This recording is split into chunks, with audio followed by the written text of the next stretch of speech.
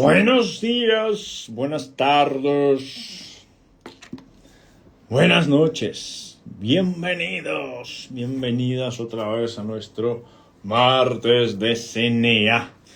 El mejor día de la semana. Bueno, déjame ajustar esto aquí. Que encaje mejor. Ahí, listo. Martes de CNA, el mejor día de la semana y menudo día. Déjame encender esto que Rui me dijo. Voy a salir un ratito y luego vuelvo. Y ya volví. Listo. Ahora sí. Rui me dijo que yo tenía que encender una maquinita aquí. Se me olvidó. ¿Qué tal todos? ¿Qué tal todas? Bienvenidos. Bienvenidas. Bueno, la semana pre-congreso, ¿verdad? Ya veis aquí la camiseta. ¿Qué os parece? Tenía la blanca, ¿no? La blanca está aquí, a ver. Está la blanca. Pero me gustó más la azul. ¿A vosotros qué os parece? ¿La blanca o la azul? La blanca está bien, pero la azul me parece más preciosa. ¿Qué tal, Chris? ¿Todo bien cuando vienes a España? Y bueno, y ahí en la preparación del congreso, azul, ¿verdad, Chris? Azul, mucho mejor. Y esta semana, este fin de semana, estuve con los ponentes de los casos clínicos. Están espectaculares los casos clínicos. Y una cosa que habló una de nuestras ponentes, nuestras conferencistas, que es de Chile, que es Anushka. Ella dijo, mira, hoy ella es una de las ponentes, pero ella, cuando estuvo en su proceso de construcción del razonamiento clínico a través del sistema nervioso autónomo, del SNA, cuando estaba ahí estudiando en el integrativo, estaba estudiando en el avanzado, ella dijo que haber asistido al congreso, principalmente haber asistido a los casos clínicos, le ayudó mucho a avanzar en la clínica con muchos pacientes, justo porque vio reflejada su práctica en otros profesionales, miró cómo estaban administrando los tratamientos, cómo estaban haciendo el plan terapéutico, cómo estaban haciendo las pruebas o gestionando el tema del tiempo y todo esto.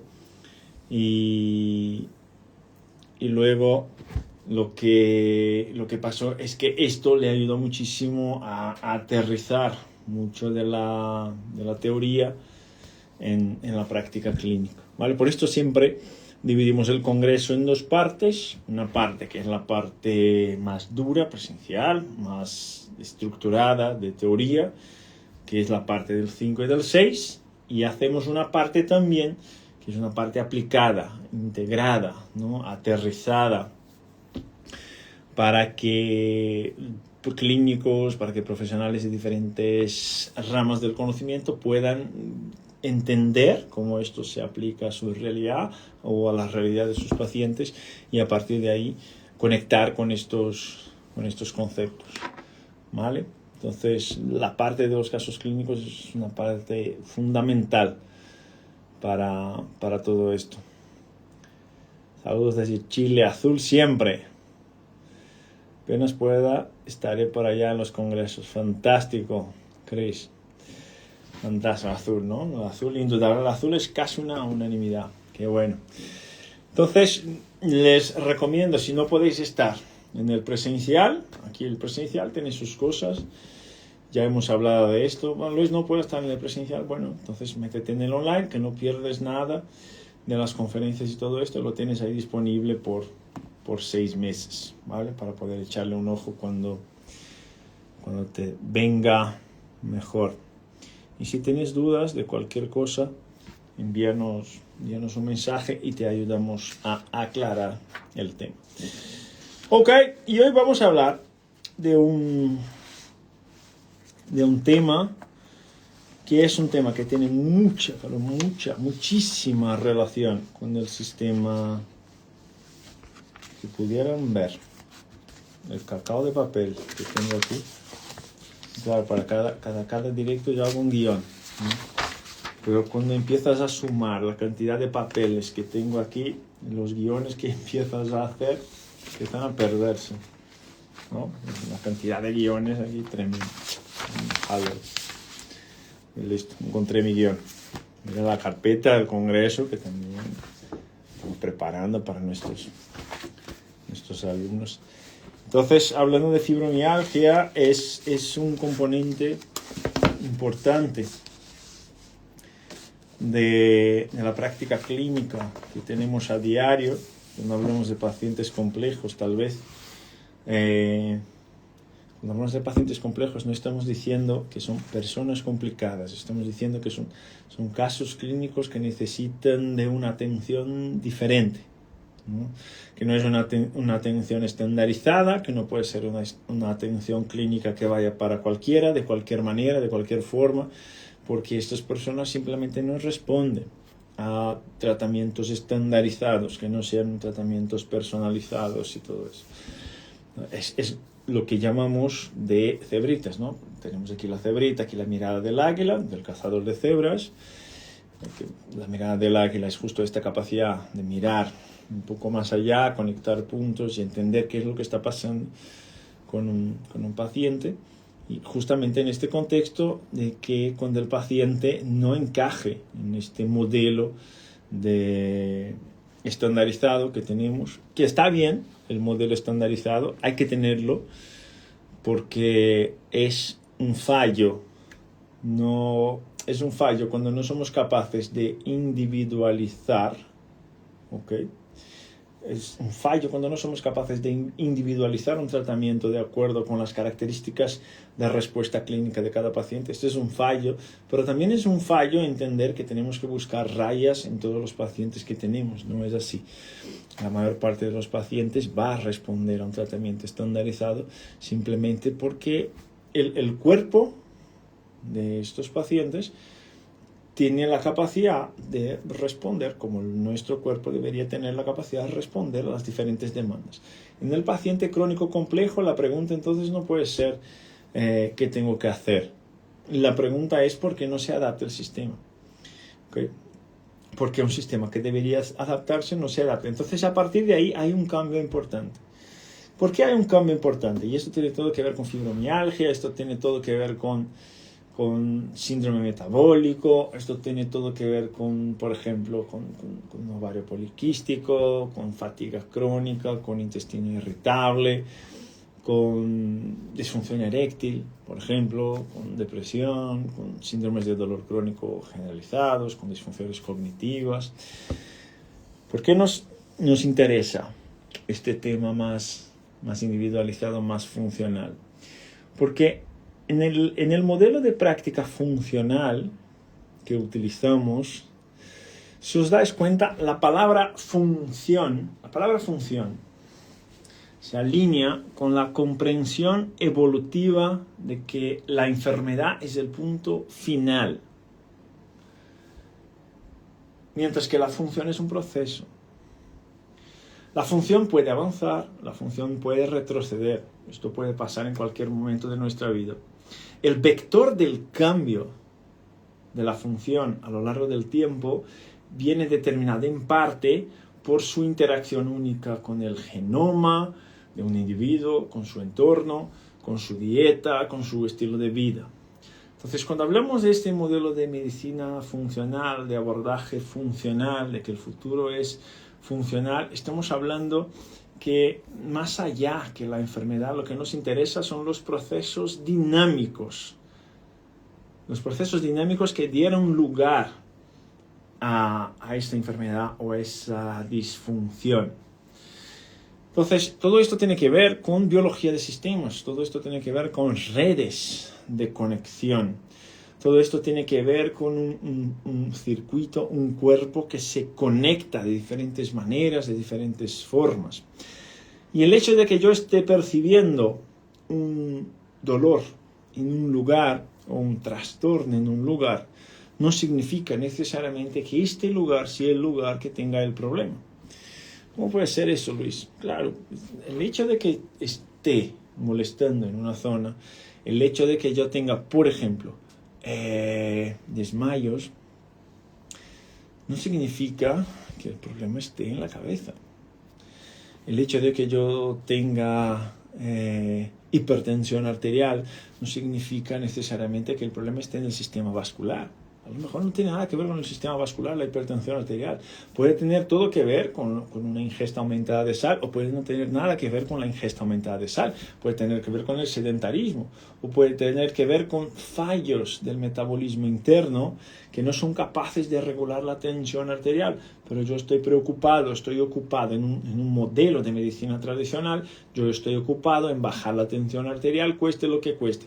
En un modelo de abordaje funcional, de medicina funcional, lo que me importa es entender por qué un sistema de regulación de la tensión arterial, por ejemplo, que debería regularse solo, no se regula. Y a partir de ahí yo puedo intervenir sobre él, porque lo que me interesa es el proceso, no el punto final del todo, que es la enfermedad. Entonces, cuando hablamos de fibromialgia y de otras condiciones funcionales, como las que os acabo de comentar, nuestra mirada tiene que estar dirigida a este aspecto, el aspecto del proceso, de la construcción del proceso. Teniendo en cuenta que no hay construcciones de procesos únicos. Cada cuerpo, cada persona tiene una gama, tiene una amplitud de construcción de procesos que son totalmente distintos dependiendo del entorno, de la realidad, de la percepción de amenaza, de la seguridad, de las condiciones de vida, del genoma que cada uno de nosotros trae como su historia clínica. ¿Okay?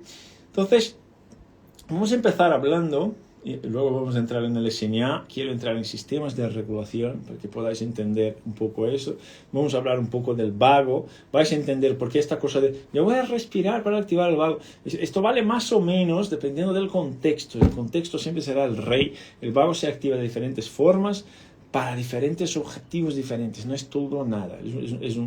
Es un complejo multisistémico. Multisistémico quiere decir que va a influir sobre los pulmones, sobre el corazón, sobre el páncreas, sobre el intestino, sobre la regulación del sistema nervioso central, y que el hecho de que yo quiera buscar una regulación del sistema nervioso autónomo para controlar a lo mejor algunas condiciones de la fibromialgia no significa que el estímulo que yo vaya a generar con una práctica de respiración, por ejemplo, será el estímulo efectivo para que yo pueda mejorar la respuesta inmunitaria.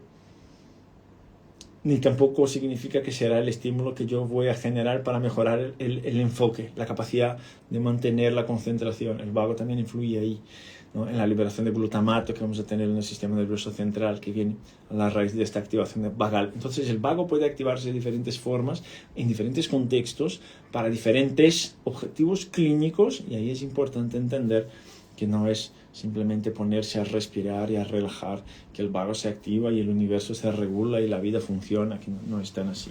Y quien sufre con estas condiciones sabe que no es tan así y eventualmente no es nada así. Vale. Entonces, vamos a poner en perspectiva una cosa. Cuando hablamos de fibromialgia, me gustaría que tuvieras en cuenta dos contextos diferentes. El primer contexto, estamos hablando de fibromialgia, estamos hablando de sufrimiento, estamos hablando sobre todo, hay muchas quejas asociadas a la condición, al síndrome de fibromialgia, es una enfermedad en sí mismo. Hay muchas quejas asociadas, niebla mental, alteraciones gastrointestinales, bruxismo, apnea del sueño, ansiedad, depresión. Hay muchas quejas relacionadas. Vamos a intentar enfocarnos hoy más en la queja más común y corriente que sufren los pacientes con fibromialgia, que es el tema dolor. ¿Okay? Entonces, cuando hablamos del tema dolor, tenemos que poner ahí dos perspectivas distintas. ¿Okay? Entonces, como clínicos, tenemos que poner ahí al menos dos perspectivas distintas. La primera perspectiva es esta condición con la cual me llega mi paciente, que me dijo que viene del médico, del reumatólogo, ya diagnosticado como fibromialgia, por ejemplo. Esta condición, suponiendo que está bien diagnosticado, ¿okay? Que sabemos que muchos no están bien diagnosticados.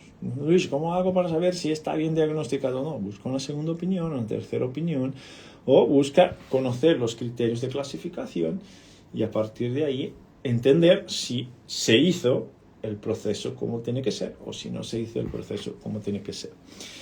¿Okay? Entonces, partiendo del principio de que sí fue un diagnóstico que es correcto, está bien diagnosticado, no hay fallos de diagnóstico, estamos hablando de verdad de algo que se asemeja al síndrome de fibromialgia, vamos a hablar de las características del dolor. ¿Okay? Y ahí podemos tener dos características diferentes, que es importante como clínico que lo entiendas, porque, y como paciente obviamente, que lo entiendas aún más, porque están actuando sobre ti, porque el abordaje será diferente. Entonces, fijaros, hemos hablado que cuando estamos hablando del modelo tradicional de salud, fibromialgia sería el final del camino. Sería una serie de procesos desadaptados que a lo largo de los años, del tiempo, o de un par de meses, este proceso termina con un diagnóstico clínico de una condición, una enfermedad, una disfunción, en este caso la fibromialgia. Entonces, cuando hablamos de medicina funcional o de un abordaje funcional, esta parte final interesa menos, porque vamos a intentar entender la construcción de este proceso y qué es lo que no se está adaptando para que esto esté ocurriendo. Y en este contexto, esta modulación del dolor va a ocurrir en dos escenarios distintos. Y ahí es importante que lo tengáis claro. El primer escenario es, puede ser un síndrome primario. ¿Ok? ¿Qué significa ser un síndrome primario? Significa que no hay un evento,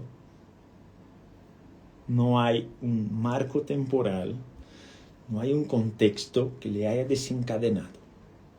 No hay. Un día empezó y fue agravándose, fue empeorando.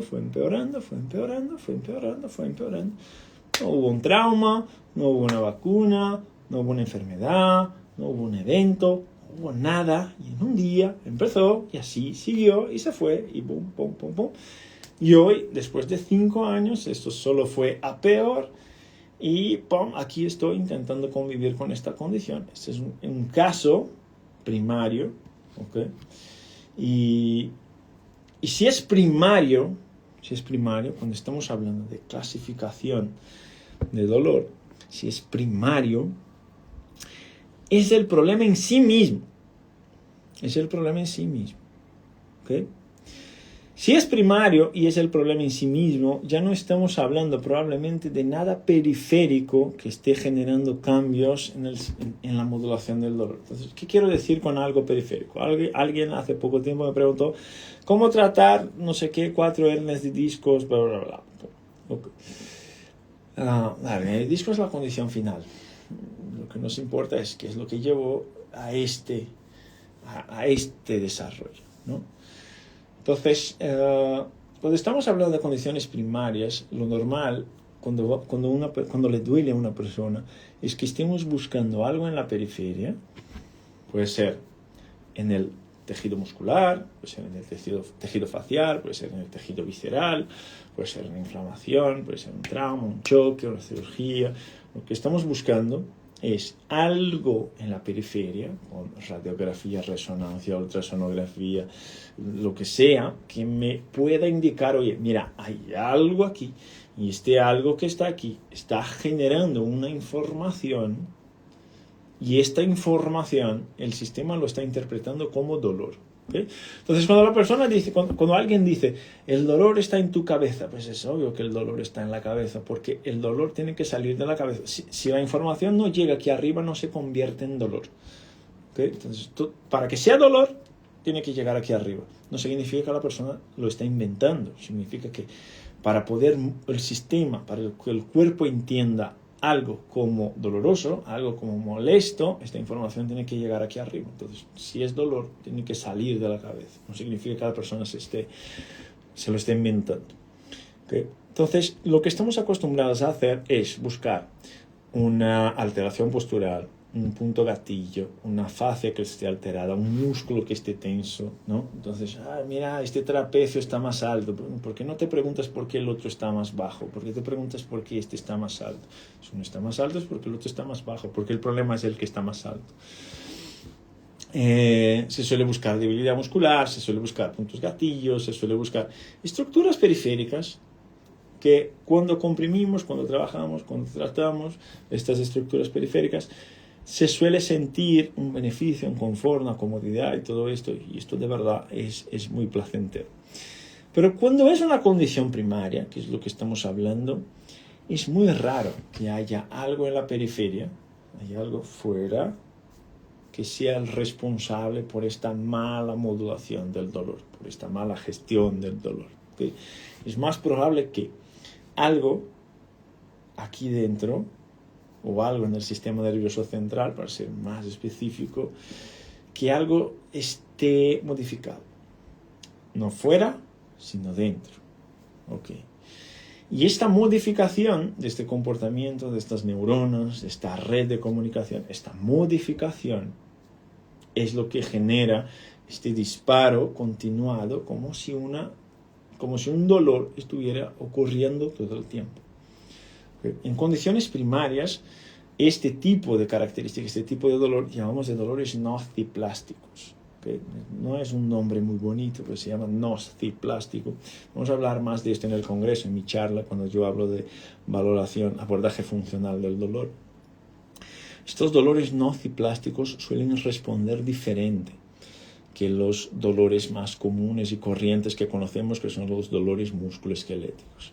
Porque el dolor musculoesquelético, el problema está en la periferia, está en un músculo, en un tendón, en una articulación, en algo que le esté generando daño. En dolores nociplásticos, la mala gestión, la mala modulación viene de arriba, de dentro, de adentro, no viene de afuera. ¿Okay? Entonces ahí es un punto clave que tenemos que tener en consideración, si es primario, porque el abordaje clínico que vamos a utilizar es distinto. Punto número 1. Punto número 2, consideremos entonces, pero no, Luis, no fue esto que ocurrió. La verdad es que vino a la raíz de un embarazo, tuve un parto cesáreo, después del parto cesáreo vino la fibromialgia, después de un accidente de coche me vino la fibromialgia, falleció el papá, falleció mamá, la fibromialgia, una separación de la pareja, tuve COVID, me he puesto la vacuna, hice una cirugía de rodilla, lo que sea, pero hay un evento, un marco de contexto que te dice, antes yo estaba bien, después no. Y es muy fácil de identificar porque el paciente te lo cuenta, te lo comenta. Mira, antes yo estaba así, después de este evento, mi cuerpo, mi vida, todo se modificó, se alteró. Entonces, ahí el abordaje, el proceso, el desarrollo es otro. ¿Okay? Son dos condiciones diferentes, pero que van a recibir el mismo nombre, el mismo diagnóstico clínico. ¿Cuál es el mismo diagnóstico clínico? Al final, estamos hablando aquí, en el punto final de ambos, es el desarrollo de una condición que llamamos de fibromialgia, o de otra cosa, colon irritable o lo que sea. En este contexto, fibromialgia. Pero el desarrollo, el proceso de construcción de cada uno de ellos fue totalmente diferente. Y si el proceso de construcción de cada uno de ellos es totalmente diferente, es totalmente distinto, lo que me importa en sí mismo no debería ser el punto final. No debería ser este endpoint. No debería ser esto, llegamos aquí. ¿Por qué? Porque el llegamos aquí no me explica nada de los procesos de desadaptación que el cuerpo tuvo que lidiar para poder llegar a este momento. ¿Se entiende esto, sí o no? Son dos componentes totalmente distintos y al final el diagnóstico es el mismo. Pero el tratamiento no podrá ser el mismo.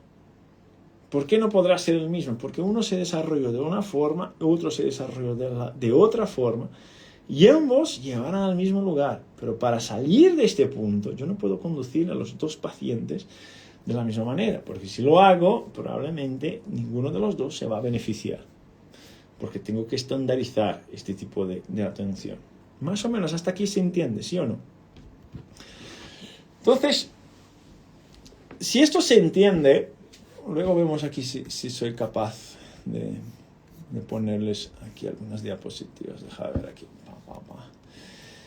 Si esto se entiende, el punto número 2 es entender lo siguiente. Bueno, Entonces ya sabemos que fibromialgia es el final del camino, es decir, hubo una serie de eventos que fueron pasando a lo largo de la vida de esta persona, de este paciente, y cada uno con sus características fue generando adaptaciones. El cuerpo está preparado para adaptarse, y cuando el cuerpo permite que algo se desarrolle como diabetes del tipo 2, hipertensión, problemas cardíacos, fibromialgia, es porque ya no aguanta más, es porque ya no tiene más capacidad de adaptación, superó toda su capacidad de llevarte hacia adelante sin molestias, y ahora es un pedido de ayuda, es un pedido de auxilio, es decir, yo agoté mis posibilidades, ahora esto aquí se va a desarrollar porque yo necesito que tú en este contexto me esté ayudando para que podamos avanzar juntos ahora, ya no puedo más yo solo, ¿okay? Entonces imaginamos lo siguiente. Vamos a poner en perspectiva algunas situaciones. Imaginamos que tenemos un paciente A y tenemos un paciente B, ¿okay? Y cada uno de los dos tiene su historia, tiene su forma de contar su evolución. Entonces imaginaros lo siguiente. El paciente A, que llega con fibromialgia, llega con la siguiente historia. Vamos a llamar esto de temporalidad de los eventos, ¿okay?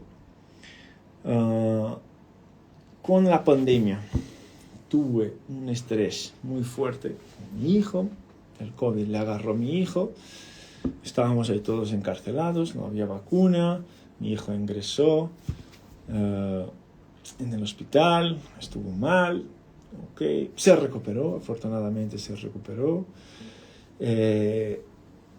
Luego,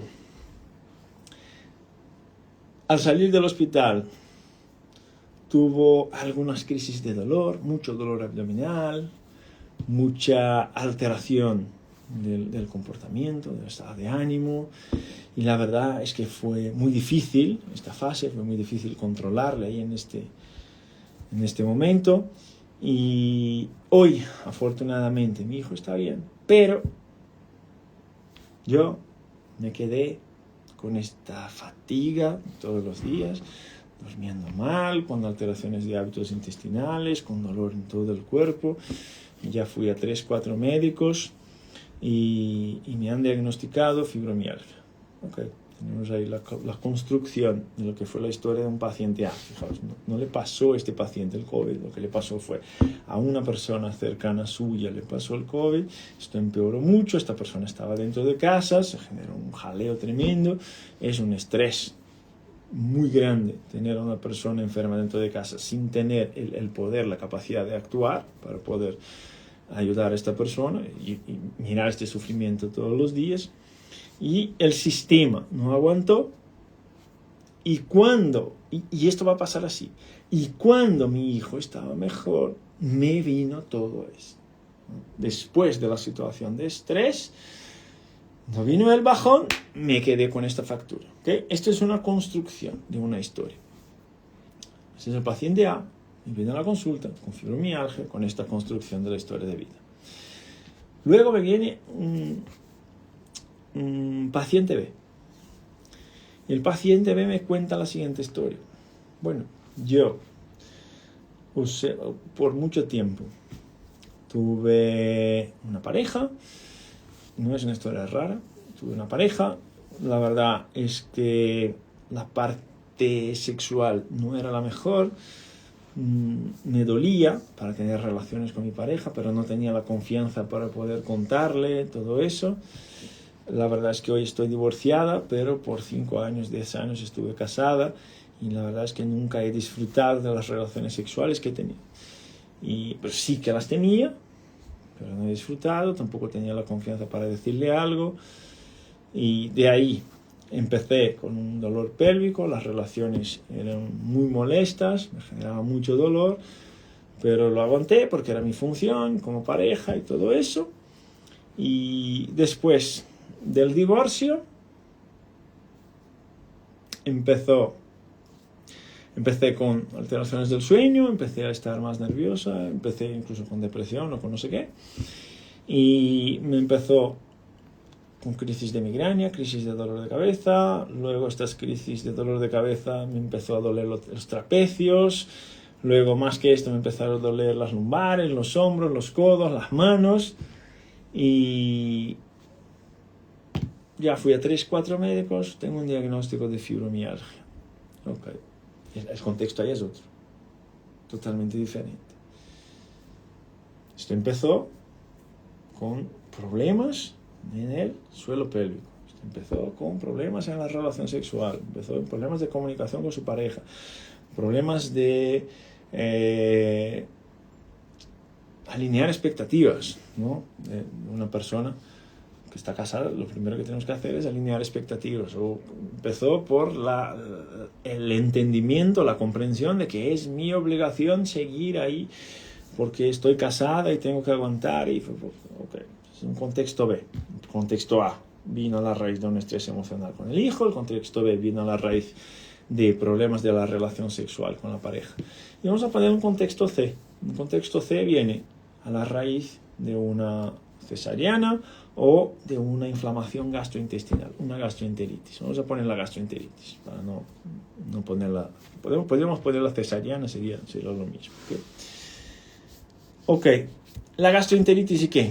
Gastroenteritis, mucho vómito, mucha diarrea, sangre en las heces, incluso mucho dolor abdominal, mucho dolor para defecar. Estuve por una semana en esta condición, ingresado en urgencias, perdí mucho peso y todo esto. El cuerpo se fue recuperando poco a poco, pero la verdad es que después de esta infección gastrointestinal empecé a tener dolores difusos por todo el cuerpo. Esto fue empeorando, mi estado de ánimo fue empeorando, he perdido el empleo, he pedido una baja laboral porque empecé a tener crisis de ansiedad y Okay. Y ahora tengo un diagnóstico de fibromialgia. 3 contextos totalmente diferentes, y podríamos haber puesto ahí la cesariana o cualquier otra cirugía, con un punto final del camino, todos con un diagnóstico de fibromialgia. ¿Okay? Entonces la pregunta es, si 3 contextos totalmente distintos, de 3 personas totalmente diferentes, de 3 experiencias de vida totalmente diferentes, pueden llegar al mismo punto diagnóstico, ¿cuál es la pregunta que me importa? ¿Cuál es la pregunta que me interesa? ¿Cómo voy a resolver esto? No, ¿cómo voy a resolver esto? No, esto ya está. Esto ya está.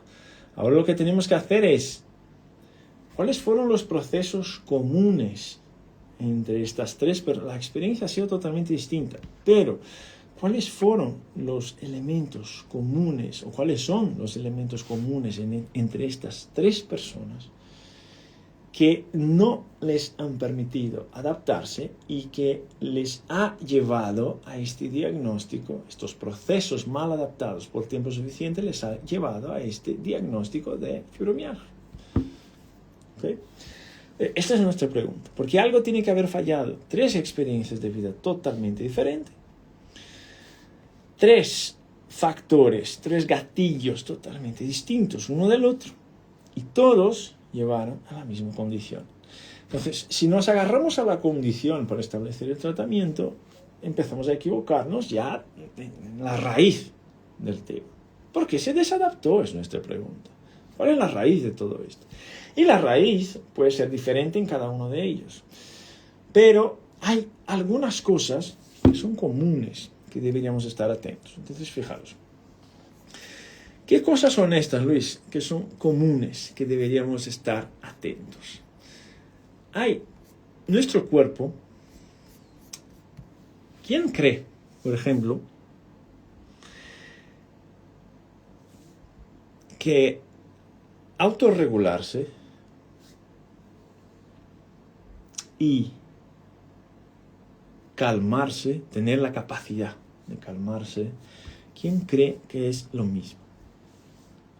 ¿Quién cree que autorregularse? Imagínate, yo hago esto para autorregularme. Imagínate, si yo te estoy contando, Mari, yo te estoy contando una historia. Entonces yo te digo, yo hago yoga, hago prácticas de respiración, salgo a pasear en el bosque para autorregularme. ¿entiendes esto como un sistema funcional o como un sistema que necesita de ayuda?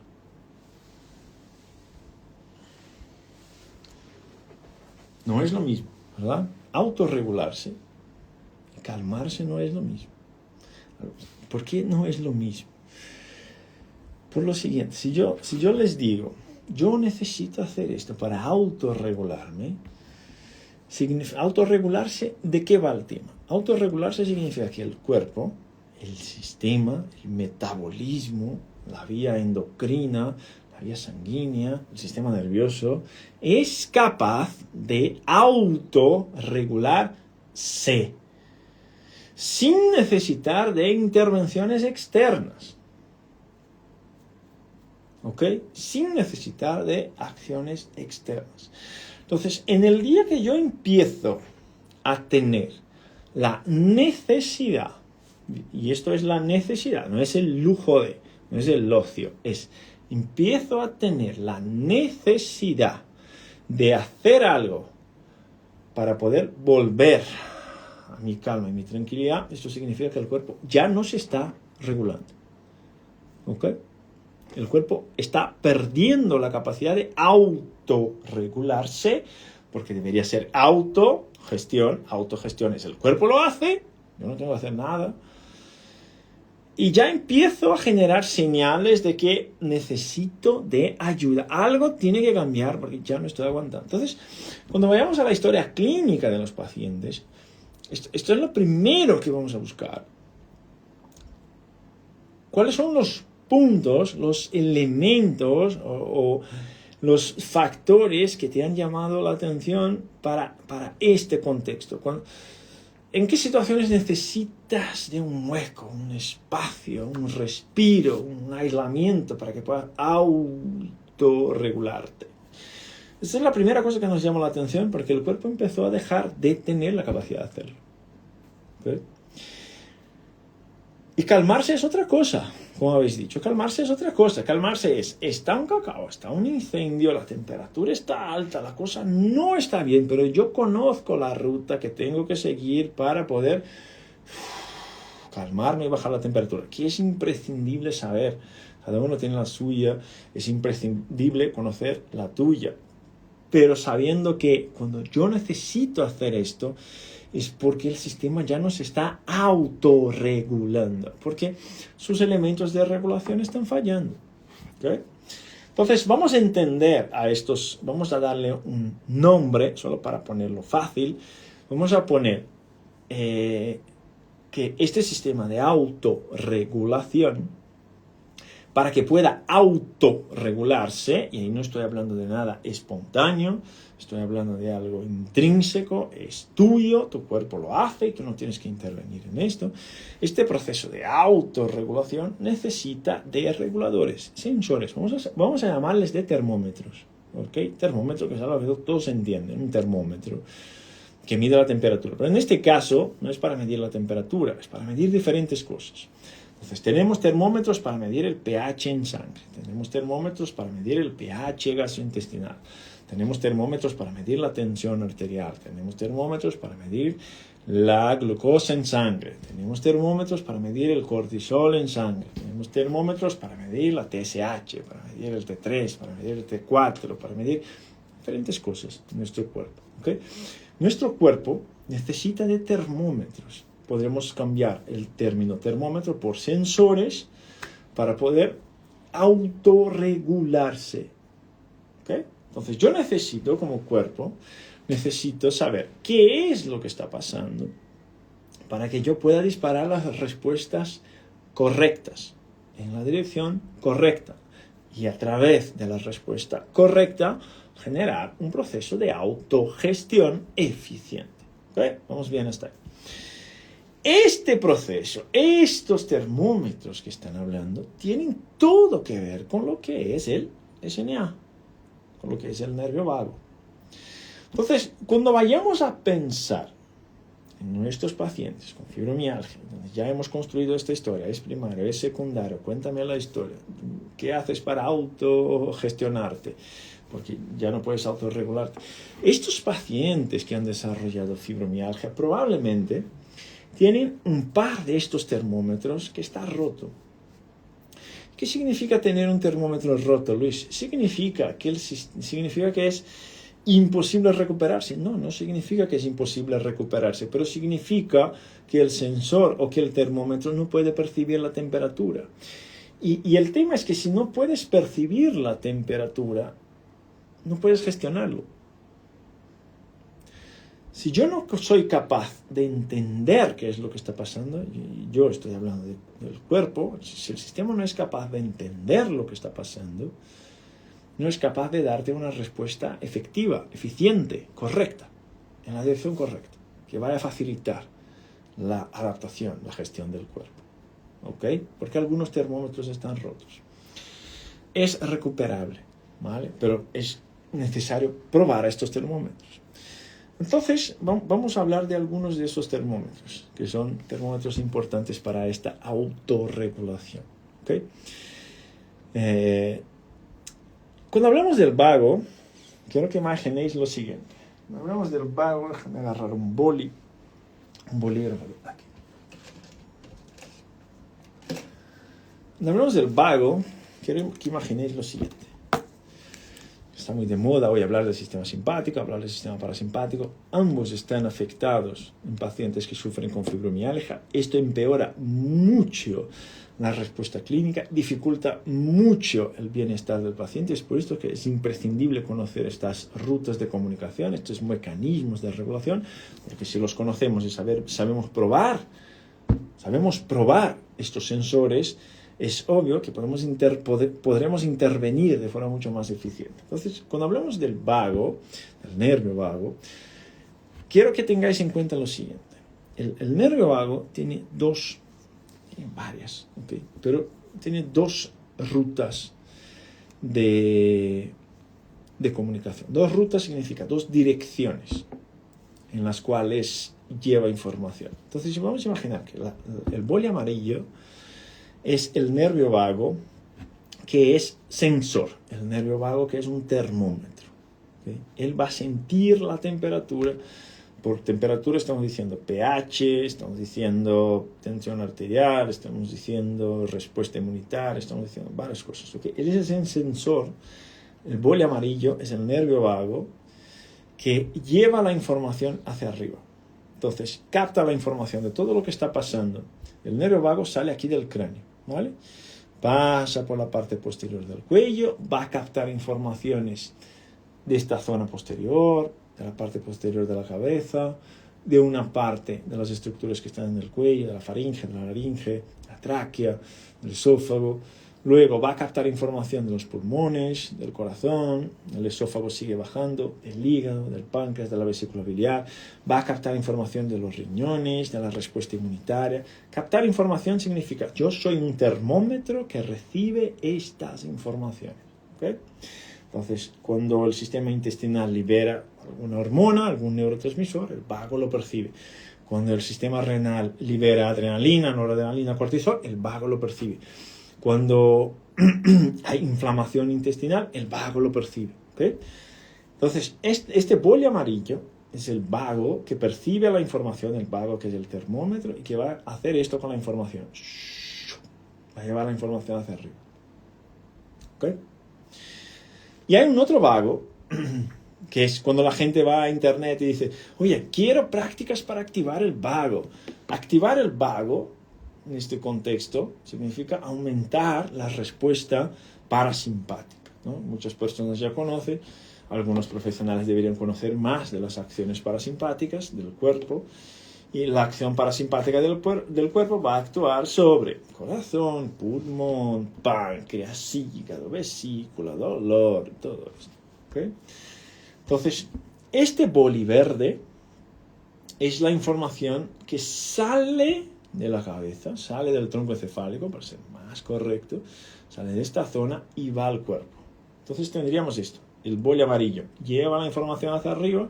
Cuando esta información llega hacia arriba, hay una otra información que sale de arriba y va hacia abajo. Entonces tenemos esto todo el tiempo ocurriendo La información sube y dependiendo del tipo de información que sube, hay una información que baja. ¿Ok? El vago que baja es el vago parasimpático. El parasimpático es lo que queremos estimular con la respiración, con la electroestimulación, con metiendo la cara en el agua fría. Este es el parasimpático. ¿Okay? Pero fijaros una cosa, lo que de verdad genera la respuesta de la rama verde, lo que de verdad genera la respuesta de la rama verde es la información que sube por la rama amarilla. Otra vez. Lo que genera esta respuesta es esta información que llega aquí por la rama amarilla. ¿Lo ves? Entonces, si yo tengo claro que mi paciente que sufre con fibromialgia va a tener una baja respuesta parasimpática, no son todos, por esto hay que saber valorar, pero la mayor parte de ellos tendrá una respuesta simpática alta y una respuesta parasimpática baja. Si tengo claro que tengo un paciente que tiene una respuesta parasimpática baja, yo estoy diciendo que tengo un paciente que este boli verde, que tiene que salir de aquí y bajar a estructuras como el pulmón, el corazón, el hígado, el páncreas, la vesícula, esta información está baja. Esta información está baja. Si tengo claro eso, yo tengo claro que esta información que no está regulando bien el sistema y que es importante para que puedas dormir bien, para que puedas sentir menos dolor, para que puedas inflamarte menos, para que puedas desinflamarte más, para que puedas mejorar tu humor y todo esto, esta información, si esta información está baja o está funcionando poco, ¿por qué puede ser? Probablemente porque esta otra vía, este boli amarillo que lleva la información al centro, no está llevando una información que le aumente la respuesta del boli verde. El bolígrafo amarillo tiene que llevar información para aumentar la activación del bolígrafo verde. Pero si la información que lleva el bolígrafo amarillo es una información de, oye, disminuye la actividad del vago porque estamos más inflamados, lo que va a pasar es que este bolígrafo va a activarse menos. Este bolígrafo es la respuesta. Este bolígrafo es la pregunta. Entonces yo les pregunto ahora mismo, si quieres cambiar la respuesta, ¿qué tienes que cambiar? Si quieres cambiar la respuesta, ¿qué quieres cambiar? ¿Qué tienes que cambiar? ¿Dónde tienes que poner el ojo? En la pregunta. En la pregunta. ¿Sí o no? Si yo quiero, y sé que pacientes que sufren con fibromialgia tienen dificultad para relajarse, tienen dificultad para dormir, tienen dificultad para controlar su estado de ánimo, tienen dificultad para mantener sus niveles de motivación, tienen dificultad para modular su dolor, yo no puedo estar pendiente de la respuesta. Yo no puedo estar pendiente del punto final. Yo tengo que estar pendiente de la pregunta, que es la otra vía. ¿Ves? ¿Por qué no puedo estar pendiente del diagnóstico para poder hacer el tratamiento? Bien, Luis, y entonces, esto, ¿cómo lo probaríamos? Hay termómetros, sensores clave para que podamos probar en nuestros pacientes que sufren con estas condiciones, sea una condición primaria, sea una condición secundaria. ¿Okay? Bien, entonces, por ejemplo, una prueba que podríamos hacer, estoy hablando de pruebas avaladas por la neurociencia más moderna, ¿okay? Son pruebas que puedes hacer con un Holter 24 horas, puedes hacer con un electrocardiograma o puedes hacer con una banda de pecho que nos vale. Todos los tres están más que avalados, ¿vale? Más fácil clínicamente, más aplicable clínicamente la banda de pecho porque corresponde a un 80% del que es un Holter 24 horas y me da la respuesta rápida. Es lo que me interesa en este contexto. Entonces, por ejemplo, cosas que podemos probar. Si yo quiero probar, por ejemplo, son 3 termómetros principales que tenemos, ¿ok? 3 termómetros principales. Los 3 termómetros principales, sensores principales que van a ayudar a regular el vago son el sistema trigeminal, es decir, la cara, la boca, la nariz, el ojo. ¿Okay? Este mismo proceso, ¿cómo se relaciona con la diabetes y para la reversión de la misma?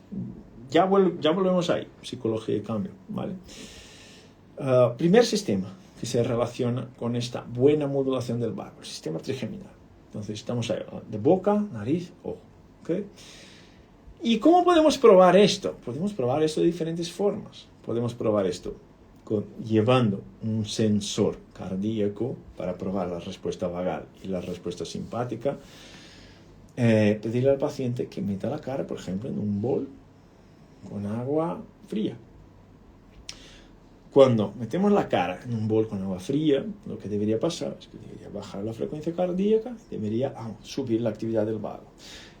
Si esto pasa, si hacemos esto y eso pasa, esto debería pasar en condiciones fisiológicas, significa que este termómetro está preservado. Es decir, este sistema de autorregulación me está ayudando. Entonces, ahí no tengo que ocuparme con él. Primer paso. Puedo probar el ojo. Hay movimientos, maniobras que hacemos en el ojo que van a generar cambios también en la actividad cardíaca, que van a generar cambios en la actividad parasimpática del corazón.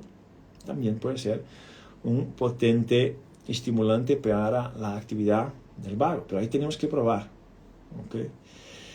Y luego, la boca.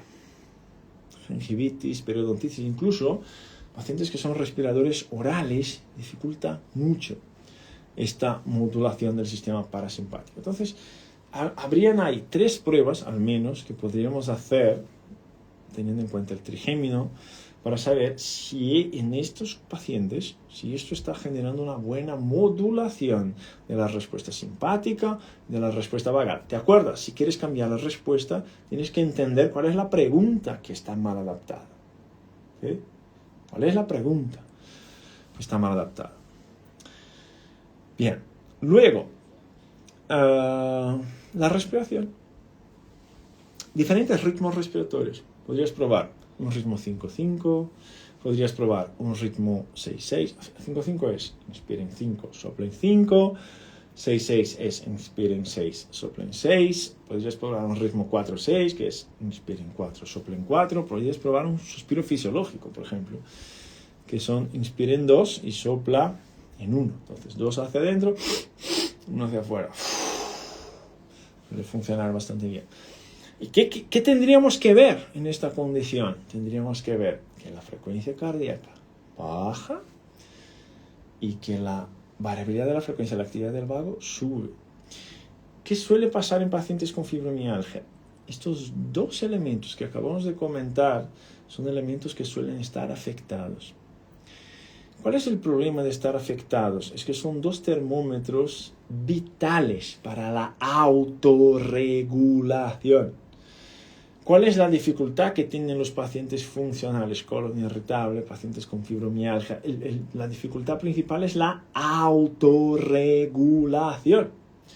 Entonces, para poder recuperar la autorregulación, no es que te vayas al bosque y abraces un árbol. Eso está bien para calmarte.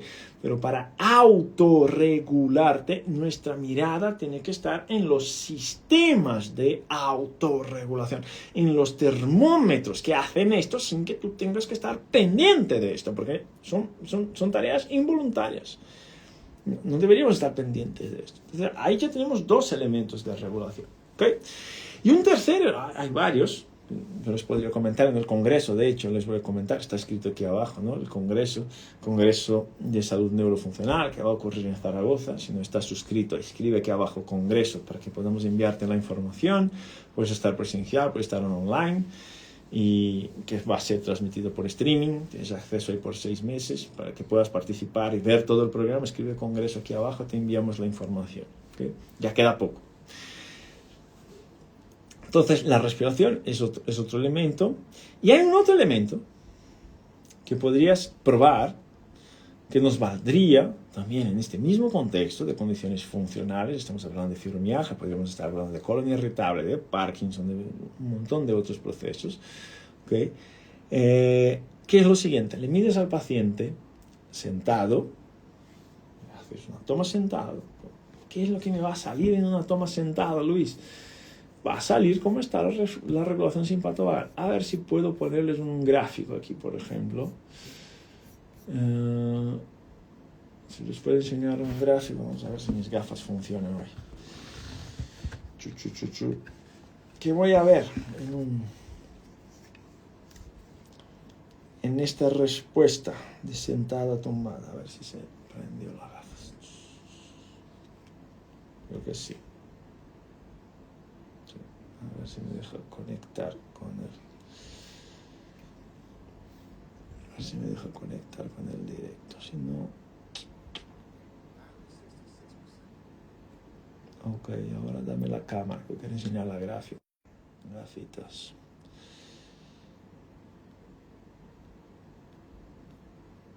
Error al conectar. Bueno, déjame. Hago esto, ya pues otra vez. A ver si ahora va. Si no, giro la cámara que les enseño. Ya sé. Ahora espero que va. Esperemos que vaya ahora. Apagamos esto. Otro día funcionó.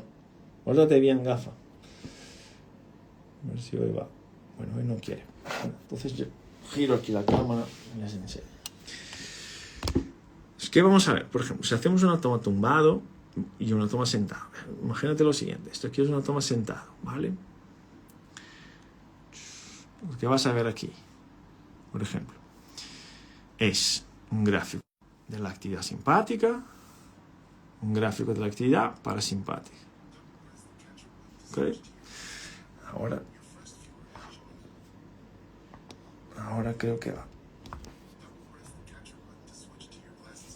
Ahora va. Double press. Ahora va. Mira, estoy yo aquí. Entonces, fijaros lo que tenemos aquí. ¿Lo veis aquí? Entonces, lo que tenemos aquí es un gráfico de actividad simpática. ¿Okay? Este gráfico en un paciente con fibromialgia o en un paciente con colon irritable, con trastornos funcionales, suele estar así, con un eje de estrés muy elevado. Y esto que vemos aquí al centro es la actividad del vago, que suele estar bastante baja.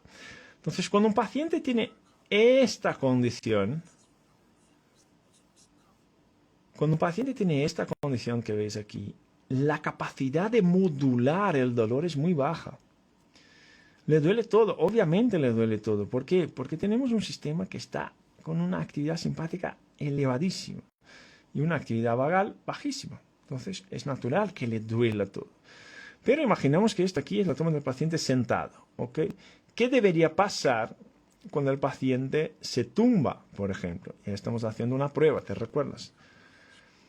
Lo que debería pasar cuando el paciente se tumba es este comportamiento, es decir, tengo una disminución de la respuesta del simpático y tengo un aumento de la respuesta del parasimpático. ¿Vale? Entonces, solamente hacer una toma sentado y una toma tumbado ya debería darme esta respuesta. Es decir, mira máquina, te estoy diciendo que cuando me tumbo, mi sistema se relaja y se resetea y mi vago viene. Y ahí estoy probando si este termómetro está bien regulado o está mal regulado.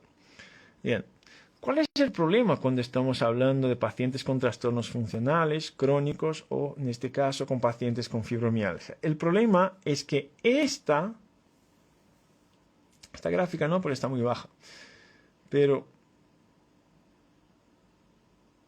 esta gráfica con más actividad en rojo aquí, pues esta aquí está muy baja, pero esta gráfica suele ser la toma sentado, ¿okay? Donde hay menos actividad vagal y más actividad simpática. Es decir, sentado esto debería estar más alto y esto debería estar más bajo.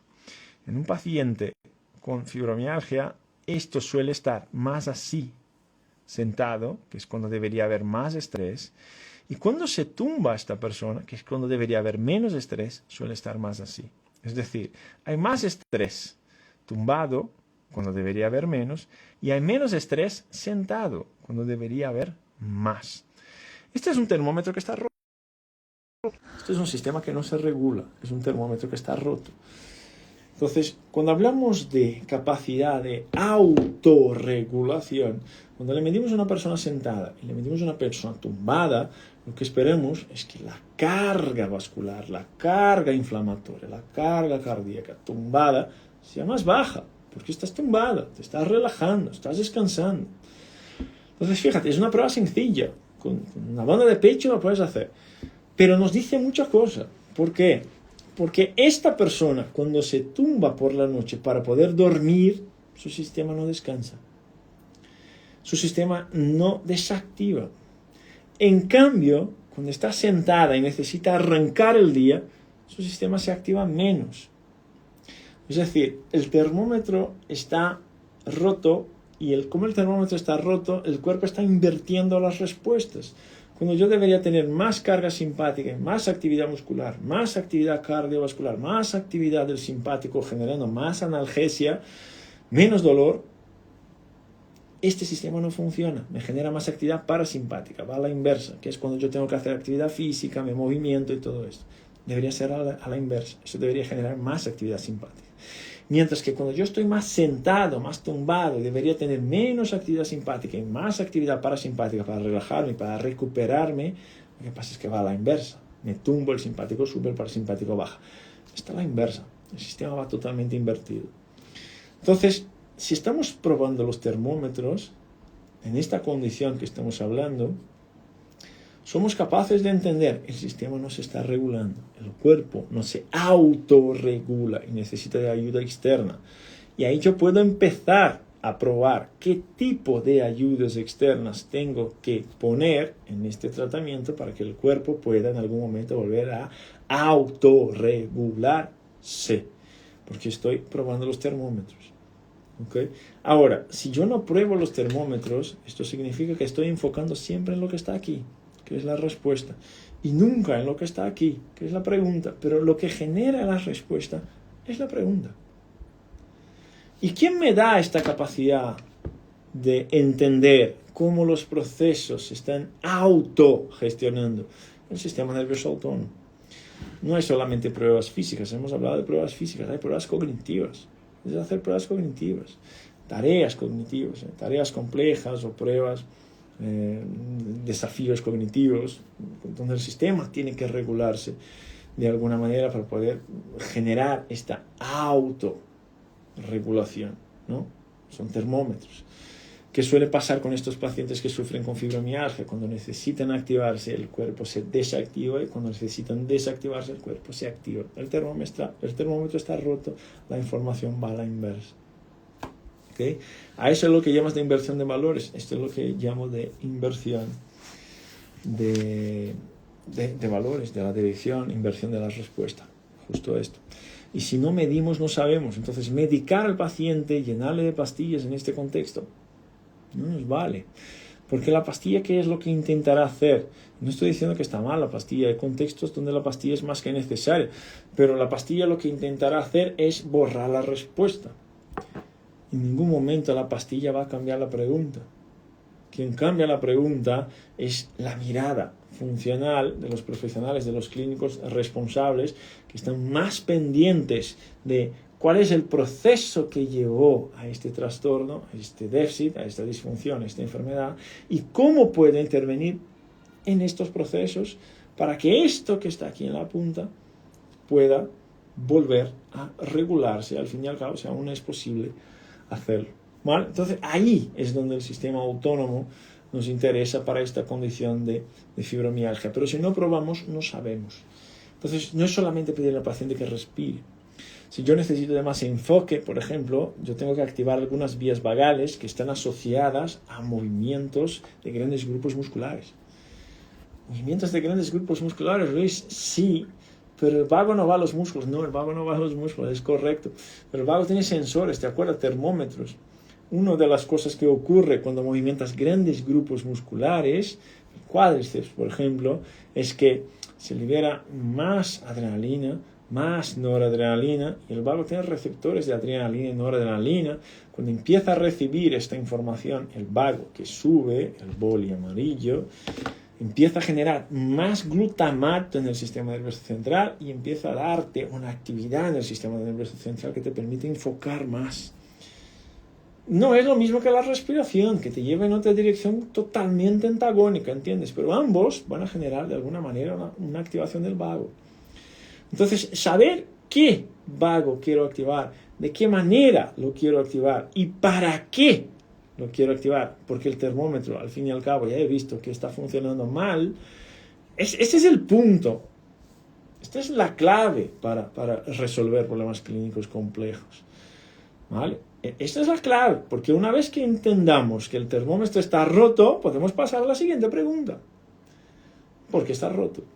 ¿Cuáles son las estructuras, los procesos fisiológicos, los elementos que influyen en el termómetro, que veo que no están funcionando bien y puedo actuar sobre ellos para poder recuperar el termómetro? Este es el tema. ¿Ok? Entonces, de todo esto vamos a hablar en el congreso. Ya tenéis ahí Congreso de Salud Neurofuncional. Si no estás suscrito, escribe Congreso. Te enviamos el programa. Apúntate o al online o al presencial. A lo que sea, pero lo que no puedes hacer es perder esta oportunidad, porque es así que se construye un razonamiento más integral, más funcional, basado en la neurociencia más moderna. Déjame volver aquí un poco a las preguntas.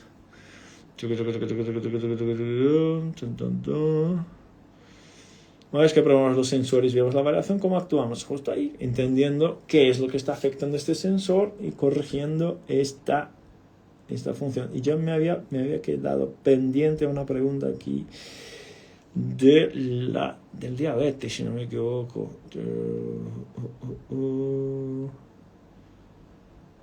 En este caso de alergias, el vago está activo. En este caso de alergias, lo que suele estar muy activado es el sistema común de mucosas. Yo tengo aquí una imagen que les puede valer un poco, que no es para este directo, pero a lo mejor nos ayuda. Déjame poner la imagen así, que nos vale más. Y ahora paso para mis gafas otra vez, vamos a ver.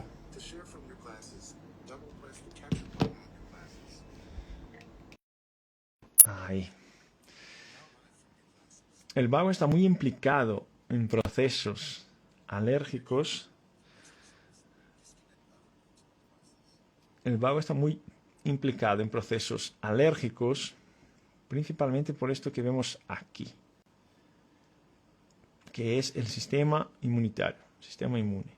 Todo esto que está aquí en esta imagen influye en la respuesta del vago, ¿okay? Influye en los termómetros que estamos hablando, ¿okay? Pero cuando estamos hablando de alergia, es principalmente esto que está aquí, es el sistema inmunitario, y ahí vemos aquí el sistema común de mucosas. El MALT es el mucosa associated lymphoid tissue, el tejido linfoide asociado a las mucosas, y ahí tenemos el tejido intestinal, de los bronquios, de la vagina, de la nariz y de la piel. Esto aquí está muy implicado en la respuesta vagal y en el control del angioedema y en el control de las alergias. Eso ahí. Y me había quedado pendiente una pregunta aquí atrás del diabetes del tipo 2. Bueno, no encuentro la pregunta, pero explico. Entonces, cuando hablamos de diabetes del tipo 2, lo que suele pasar es que esto ya está investigado en muchos estudios transversales, que es así como se investiga asociación, que antes de que te suba la glucosa en sangre, el vago ya está respondiendo. Entonces, antes de que te suba la glucosa, es decir, antes de que te suba la glucosa en sangre significa que antes de que te salga una analítica positiva, el vago ya está respondiendo al aumento de la glucosa, ¿okay? Ya estaríamos midiendo y verificando cambios en el vago, aunque la analítica saliera totalmente normal, porque el vago se adelanta a esto.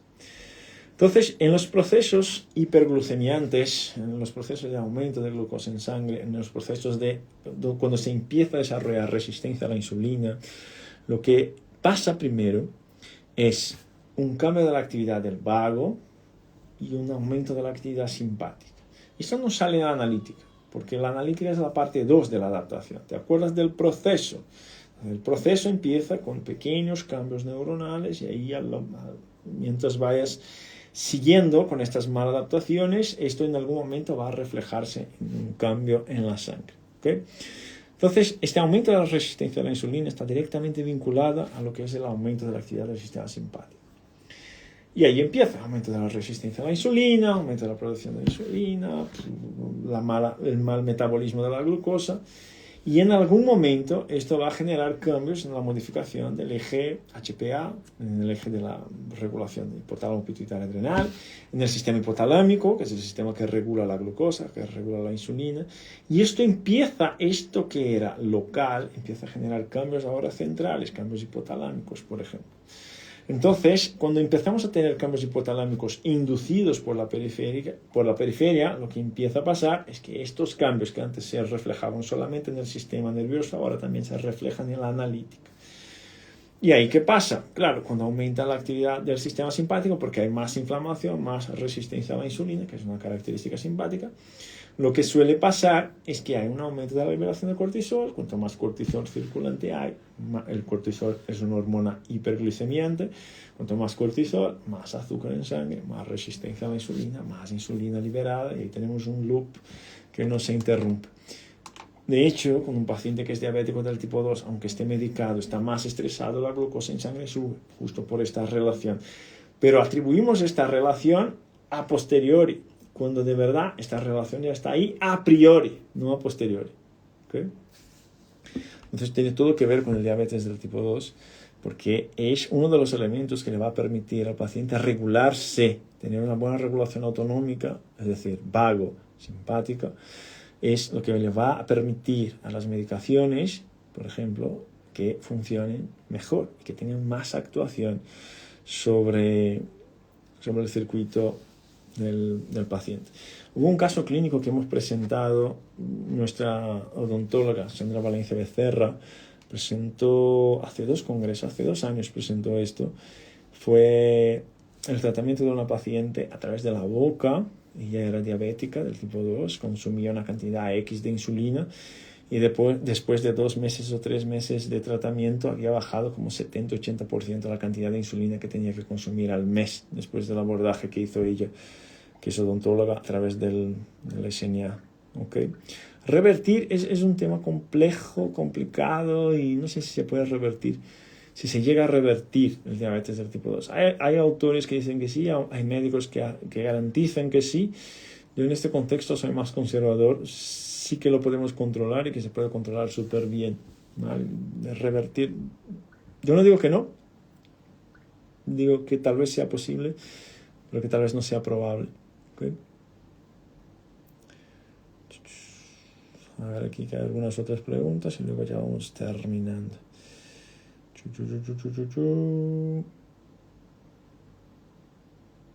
He mejorado mucho con el gimnasio, me queda poca fibromialgia, fantástico. ¿Cómo podemos saber si tenemos fibromialgia? Es un diagnóstico clínico. ¿Okay? Entonces, busca un médico, un reumatólogo que entienda del tema, que te pueda pedir ya biomarcadores y que puedas empezar a cuidar. Pues si ves que vas en mal camino, ya empieza a corregir. No tiene nada que ver con la fibromialgia, pero eventualmente confundimos cosas. Una cosa que siempre recomiendo, hay 13 pasos para el burnout. El burnout es cuando ya estás quemado y ya no aguantas nada más y ahí dejas todo, porque por mucho tiempo has pasado por mucho estrés. Yo siempre recomiendo que las personas echen un ojo ahí e intenten identificar si están en esta línea de burnout, si están caminando ya con más que 5 puntos o 6 puntos. Hasta llegar al punto 8 se puede revertir cosas. Después de pasar del punto 8 ya es más complicado. Siempre recomiendo que las personas busquen eso, se busquen en Google, cualquier sitio web que puedas fiarte y miras ahí. Si ves que ya te vas pasando del 5, del 6, en esta línea empieza a adoptar cambios para... Los cambios son sueño, sistema gastrointestinal, actividad física y control de los niveles de estrés. Son los más importantes, ¿vale?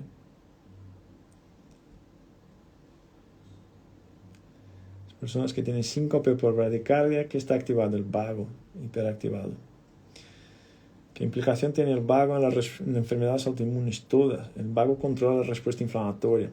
Entonces, cuando hay patologías autoinmunes, esto está investigado en algunas de ellas, por ejemplo, como la artritis reumatoides o artritis reumatoidea, ya se ve que antes del diagnóstico de la artritis, ya se ve que el vago está alterado. Antes del diagnóstico. Entonces ya se podría intervenir de forma precoz. Ahí sí hay factores de riesgo para este desarrollo porque el sistema autónomo ya te está entregando el diagnóstico. En el Parkinson también. En casos de bronquitis puede existir este mecanismo de inversión o podemos pensar en el vago como baja respuesta. El contexto siempre será el rey. José, en bronquitis el vago suele estar hiperactivado. El vago torácico suele estar hiperactivado. ¿Okay? Por esto, cuando la gente me dice, tengo que activar el vago, calma, el contexto es el rey. Hay casos que no queremos que el vago esté más activado. Este tal vez en fase aguda es uno de ellos. La respiración serían 4-6, inspiren 4, soplen 6. 5-5, inspiren 5, soplen 5. 6-6, inspiren 6, soplen 6. O el suspiro fisiológico, que es 2 hacia adentro y 1 hacia afuera. ¿Vale?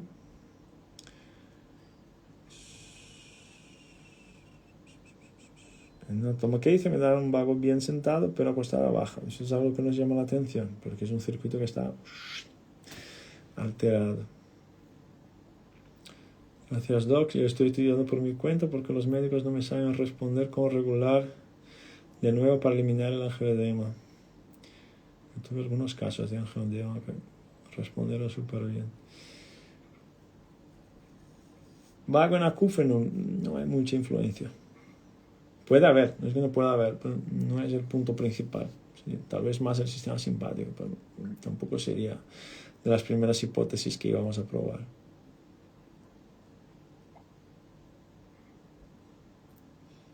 En directo se queda grabado, todo se queda grabado. Comenta, por favor, cambios o activación del simpático o del parasimpático para la sudoración excesiva en manos.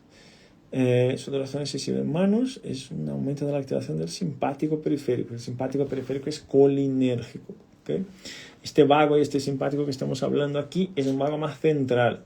Entonces, en un vago más central, perdón, el vago solo es central. En un sistema parasimpático central, el vago es colinérgico y el simpático es adrenérgico, es decir, trabaja con adrenalina. En cambio, en el simpático periférico no hay parasimpático periférico. En el simpático periférico, el sistema simpático periférico también es colinérgico. Entonces, es el mismo neurotransmisor con el cual trabaja el vago. ¿Vale? Si es solo en manos, eventualmente algún trabajo sobre el ganglio estrellado, puede ser incluso un bloqueo sobre el ganglio estrellado, puede ser que funcione. Si es solo en manos. Cuando hablabas de autorregulación me ha recordado el TDAH y sus funciones ejecutivas deficitarias por déficit de dopamina, que casualmente hay mucha prevalencia de desautonomía en TDAH y está directamente relacionada al TDAH, es una de las condiciones funcionales donde el vago está afectado. ¿Okay? ¿Puedes hablar de las 3 etapas del burnout? Hoy no llego. Me va a estilar el trigémino reparando una muela, no he dejado de tener dolor por mucho tiempo. El dolor trigeminal es considerado el peor dolor del mundo. Entonces ahí tendríamos que abordar, si el trigémino ya fue bien abordado, se tendría que abordar otros sistemas que son posibles controladores o moduladores del dolor. Pacientes hipersecretores como el EPOC, ¿cómo se controla el vago? Depende si necesita ser controlado. Ahí hay que medir para saber cuáles termómetros están rotos. El razonamiento es siempre el mismo. Si no, sería cómo yo controlo la respuesta. Yo tengo que entender cuál es la pregunta. Para entender la pregunta, que tengo que saber cuáles son los termómetros que están rotos y que están funcionando bien. ¿Hacer yoga relaja el vago o lo activa? Puede funcionar para los dos lados, Georgie. Hay gente que hace yoga, le superactiva el vago. Hay gente que hace yoga, le superactiva el simpático y le baja el vago. Hay que probar. Incluso tenemos alumnos que trabajan con yoga que lo miden y gestionan las clases de yoga de acuerdo a eso. tenido algunos casos de pacientes con contaminación química, limpiadoras expuestas a estos químicos de limpieza, evaluadas a través de test epigenético. Es recomendado limpieza hepática, clínica Corpus. Me manejo poco el tema. ¿Qué opinas? ¿Se han mejorado mucho? ¿Se han mejorado? Ya está. Yo me diría el sistema autónomo para saber si después de la limpieza, si no queda nada por arreglar. Pero el sistema autónomo, eventualmente todo está bien y el sistema autónomo está roto. ¿Están la fibromialgia, fatiga crónica y COVID persistentes relacionados? Todos relacionados. Y el vago en todo está afectado. Tengo un dolor crónico en la espalda, a la altura de la boca del estómago, comiendo después de una caída. Esto probablemente es un dolor referido. Hay participación del vago, pero hay participación de otras cosas, y del diafragma y de otros componentes. Hay que mirarlo bien. Lo comento porque han sido diagnosticadas algunos de fibromialgia.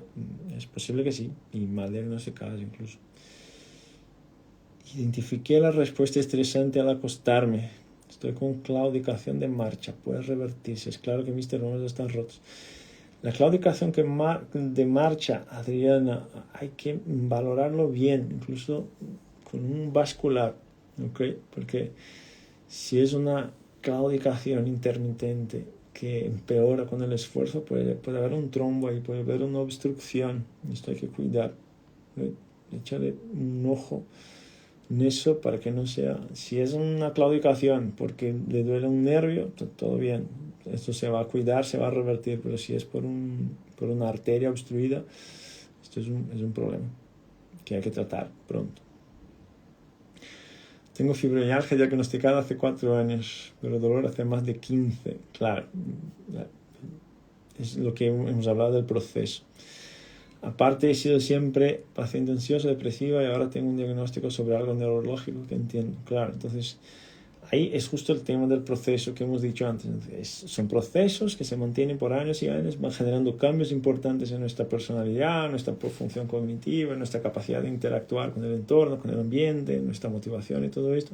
Y un día llega un diagnóstico, ahora tienes esto. Y ahí el sistema sanitario tradicional se enfoca en la respuesta. Pero tengo hace 15 años y es así, pero ahora tienes un diagnóstico.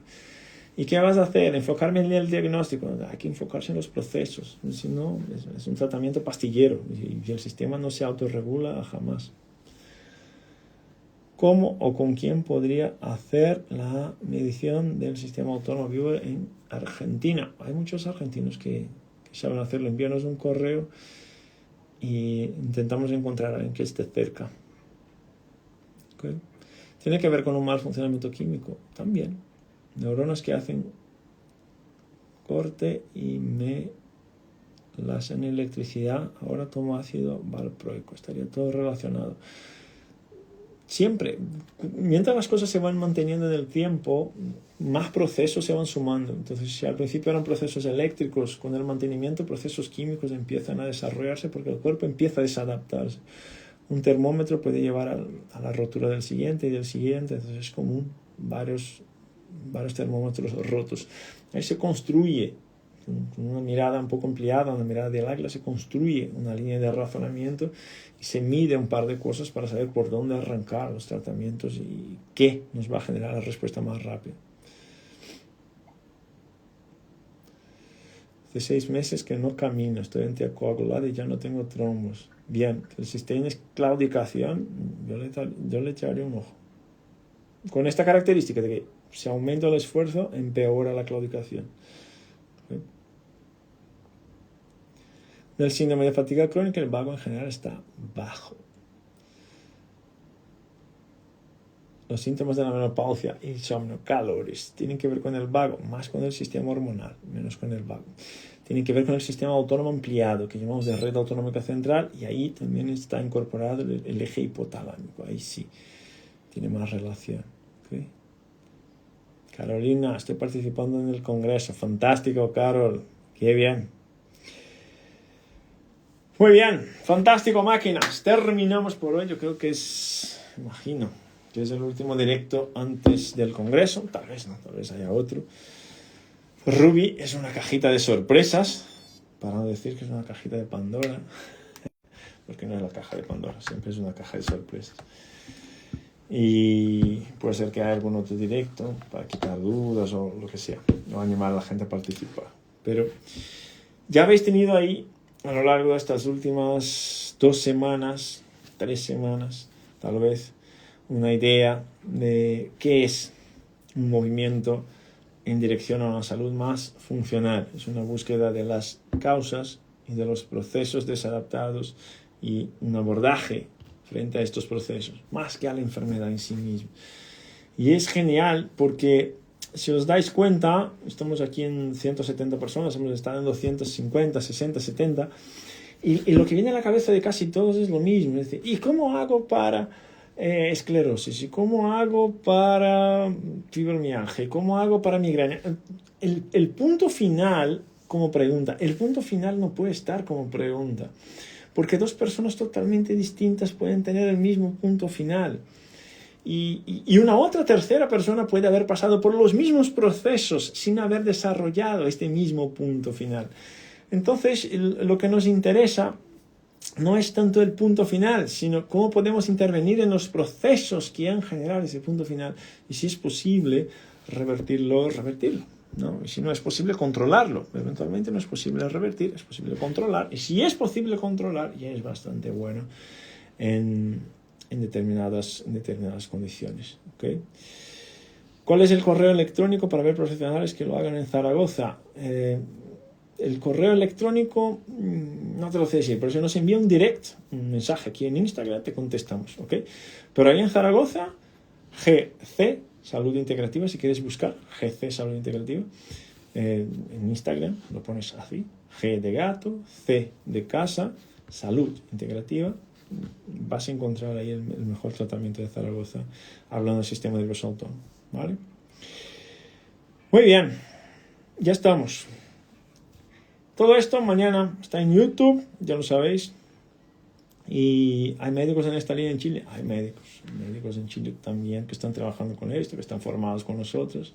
En Santiago hay una clínica que es fantástica. Igual, quien quiera, envíanos mensajes por direct, por correo, por lo que sea, y les recomendamos algún que esté cerca.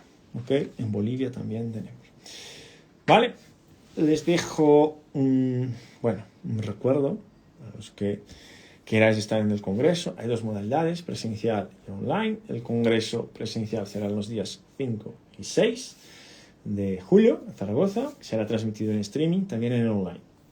Todo esto empieza antes, ya empieza este fin de semana con algunas presentaciones de casos clínicos y algunos masterclasses de profesionales de la salud, hablando del eje corazón, la relación del corazón con la microbiota, hablando del tratamiento, un abordaje desde la psicología, un abordaje desde la nutrición, que en Colombia también tenemos médicos, ¿vale? Y entonces, lo único que tenéis que hacer, si no estás suscrito, es escribir aquí abajo Congreso, te enviamos el programa, e irá cuál es el mejor para ti, presencial o online. Suscríbete, tienes ahí 6 meses para estar echándole un ojo a todas las charlas, a todas las conferencias que tenemos ahí, que son de primera línea, ¿vale? Y si eres paciente, envíanos un mensaje al direct o al correo y te indicamos algún profesional que esté cerca de ti, ¿vale? Nos vemos el 28. Fantástico. Cuidaros mucho. Les dejo un ese abrazo a todos, un ese abrazo a todas. Cuídate mucho, Chris. Ya he visto que estás por ahí también. Nos vemos pronto, chatos.